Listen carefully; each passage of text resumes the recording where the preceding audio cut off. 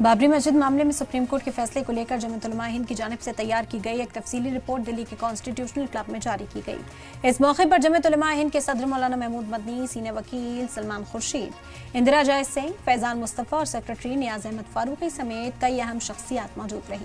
Senior advocate और Congress leader Salman Khurshid ने कहा कि बाबरी मस्जिद मामले में अदालत ने भी माना है कि अगर कोई ज्यादती हुई है तो वो मुसलमानों के साथ हुई है। उन्होंने कहा कि वोटशाला मामला बाबरी मस्जिद केस से अलग है क्योंकि वहां टाइटल सूट का मसला नहीं था। सलमान खुर्शीद के मुताबिक मुस्लिम फरीक ने सिर्फ ये कहा था कि जहां बरसों से नमाज अदा होती आई वहां इबादत की इजाजत दी जाए, जबकि हिंदू फरीक उसे मंदिर बताते हुए नमाज की मुखालफत कर रहा था। उन्होंने दावा किया कि अगर वोटशाला मामला सुप्रीम कोर्ट पहुंचा तो मुस्लिम फरीक का कानूनी दावा पहले से ज्यादा मजबूत हो जाएगा। ये रिपोर्ट बहुत ज़रूरी है, सबको पढ़ना चाहिए ये रिपोर्ट और सोच समझ के अपना ही फैसला करके ये गलत था या सही फैसला है, हमें अपने आप हर इंसान को ये फैसला करना पड़ेगा अपने लिए। मैम, आपको लगता है अभी भोजशाला का भी आज वर्डिक्ट आया है, आस्था को कहीं ना कहीं बुनियाद बनाया गया एक तरीके से। देखिए, चाहे मज़हब जो भी हो, चाहे मुस्लिम हो चाहे हिंदू हो, आस्था का कोई कोर्ट में जगह नहीं है। संविधान है, संविधान के प्रिंसिपल्स पे आगे चलना ज़रूरी है।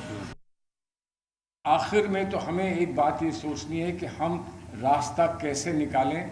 वो रास्ता लीगल नहीं अकेले हो सकता, वो रास्ता सिर्फ पॉलिटिकल अकेले नहीं हो सकता, लेकिन आज जिस तरह से हम लोग गौर कर रहे हैं इसमें से कुछ बात निकल कर आए, उस बात को आगे बढ़ाने की कोशिश हो और कहीं ना कहीं कॉन्वर्सेशन चाहिए है कम्युनिटीज़ के बीच में।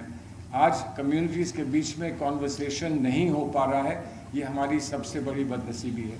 और उस कॉन्वर्सेशन को हम लोग कॉन्वर्सेशन को कैसे बढ़ा सकते हैं और कैसे मुमकिन कर सकते हैं, ये हमारे सामने एक बहुत बड़ा चैलेंज है। आप लोग यहाँ सब आए हैं, यकीनन कुछ ना कुछ आइडियाज़ इमर्ज करेंगे जिन आइडियाज़ को इस्तेमाल करके मुस्तक़बिल को हम बेहतर कर सकते हैं।